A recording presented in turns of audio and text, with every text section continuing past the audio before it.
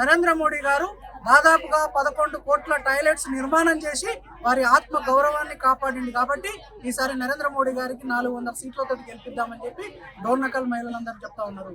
అదేవిధంగా ఆవాస్ యోజన పథకం కింద మహిళల పేర్ల మీద 4 కోట్ల ఇండ్ల నిర్మాణం చేసింది కూడా భారతీయ జనతా పార్టీ ప్రభుత్వమే.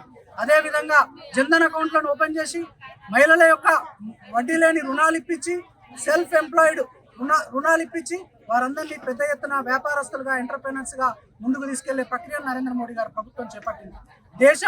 భారతదేశం 3వ అతిపెద్ద ఆర్థిక శక్తిగా ఎదగాలంటే ఈరోజు మహిళల వల్లనే జరుగుతూ ఉంది. కాబట్టి మహిళల యొక్క అభివృద్ధి వల్లనే వికసిత్ భారత్ అభివృద్ధి చెందుతుంది, భారతదేశం అభివృద్ధి చెందిన దేశంగా ముందుకెళ్తుంది అని చెప్పి నరేంద్ర మోడీ గారు చెప్తా ఉన్నారు.